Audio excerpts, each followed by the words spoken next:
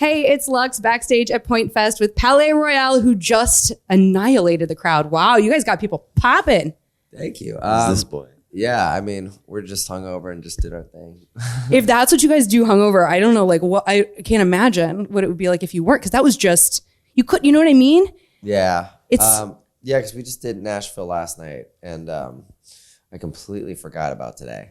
And then I was up till like at least 6 o'clock in the morning, and they're like, "Oh, you're on stage in like probably like 6 hours." I'm like, oh my God, that's right. Yeah. A lucid Right. performance is a good one. Yeah. Well, this is actually kind of like a one-off for you guys because I know you were on, it's the funeral tour, which I want to talk about a little bit. It's the end of the Boom Boom Room era for you guys. And you have like 2 more dates on that tour? I think the 30th or something, the end of this month? Yeah, we've got 2 more. We're doing Colorado Springs and then finishing it off in LA at our home. Okay, so if people don't know, I did a little bit of research, of course, before I chatted with you guys. You're gonna kind of put those 2 to bed. Yeah, we're definitely moving on in our career, and we're moving on with the next era because those songs we wrote, I think, so long ago, and I think we're just ready to move on. Could you give us a little hint as to where you're going with things, or have you you're ready to finish that first and then get started? Going fucking crazy. Yeah. I think this next chapter is just kind of a reflection of who we've become as people, which is like angry and psychotic.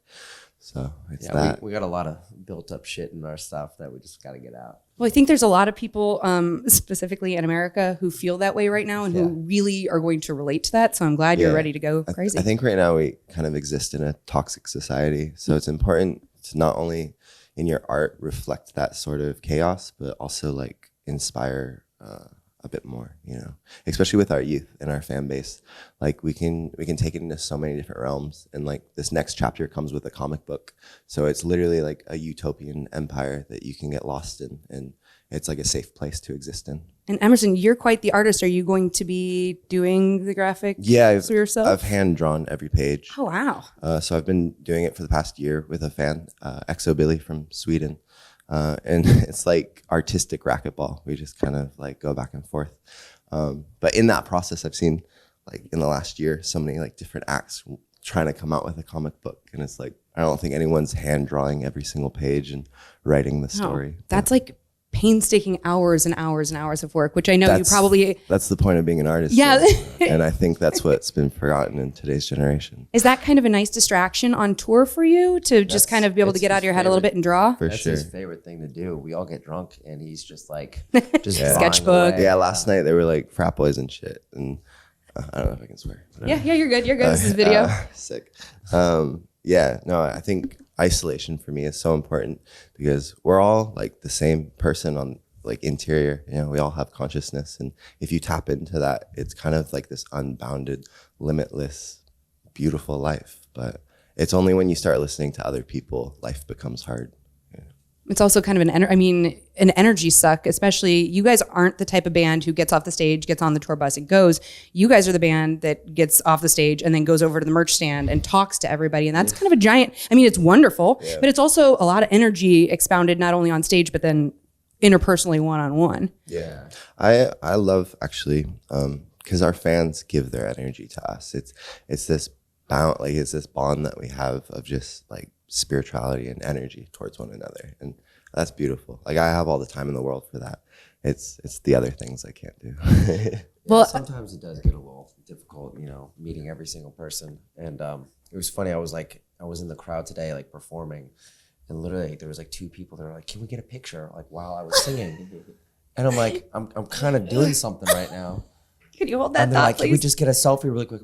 I'm literally singing. I can't even answer you right now. But actually, that's why like the funeral tour was so important, because like the moment we get off stage, it's like 2 hours afterwards, meeting every single kid. But it's important to share that time because it's we're family, you know. Going forward, will you play some of the songs? Will you keep? Are there some that you'll kind of keep in the regular rotation? Yeah, there's a handful. Like we're gonna be obviously playing "You'll Be Fine" because St. Louis has loved it. So guys, I think I hear it like once every 2 or 3 hours. I am fully lip syncing with confidence now, which is not always my bag, but I think I have all the lyrics of this one down. Yeah, it's crazy. You know, we didn't really expect it to do as well as it's been doing on radio, and It was funny. Our guy Mike, he was like, I heard it twice since I've been here today. I was like, Yeah. it's crazy. I still haven't heard it on the radio. Oh. I'm still waiting for that moment. where As it's you like leave town tomorrow, if just you're awake, turn you on won't the be awake. radio and it just, you hear your song. I'm just waiting for that moment. You go put yours on in the bus right now. It'll happen at least twice more before you leave the venue tonight. Well, I follow you guys on social media. Social media, a big part for bands now. So I do want to talk about the little altercation you guys had, or rather poor Sebastian had, over your adorable dog, Mishka. And I want to talk to you in reference to an interview you guys did that, and I'm gonna quote you on this one, which I know is terrifying because I'm sure you totally remember everything you said. But this is a quote of yours, Remington. We're going to be destructive on tour, most likely end up in jail at some point on this tour, but we're excited. We got a new tour manager who's going to bail us out. So we're real excited. When was that? Did your tour manager end up having to bail him out? No, we bailed him out. We did. His bail was $40. Oh, that's not bad at all. It was the lawyer though, was like 100 times that amount. So is the mugshot merch T-shirt here, or did you sell enough I was get it actually done? really stoked because I didn't think the mugshot merch was gonna come for like probably another year or so. So I'm excited about it for sure. Is it out there now? Yeah. Oh my God. It's funny. That's Selling what I paid for great. his lawyer. It is so funny. It's so cheeky. It's so great. Plus, it's also a really cool T-shirt. I'm glad that it's not just Sebastian that you guys jumped in. Yeah. Corey Taylor actually asked for one, so when we play Download, we're gonna bring him one. Yeah. So how's it been getting to meet the stars? You guys just met Dave Grohl from Foo Fighters. That was crazy. We were just like sitting backstage and Dave Grohl just comes up to us and just has the most normal conversation. Like we've been friends for 15 years. And I'm like, all I can think, the only words that can come out of my mouth was, I'm such a big fan.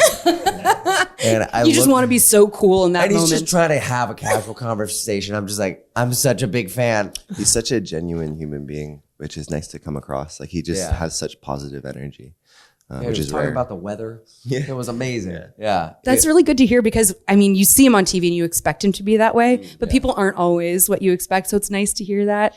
Plus, you got to imagine at some point when you get to a certain level of fame that you understand that people are going to say, I'm a huge fan of your, you know what I mean? You're the Rolling Stones, you're the Foo Fighters. Like, we're going to say that. Yeah, that was a crazy day because we also met Joan Jett and then when I was sitting side stage and watching the Foo Fighters and this guy kind of bumps into me and I was like, oh, and it was Josh Dunn from 21 Pilots. I was like, it's the best day ever. And is he not just the nicest? So sweet. So sweet. Everyone, like, it's crazy. Like all my idols and like the biggest acts are like the sweetest people in the entire world.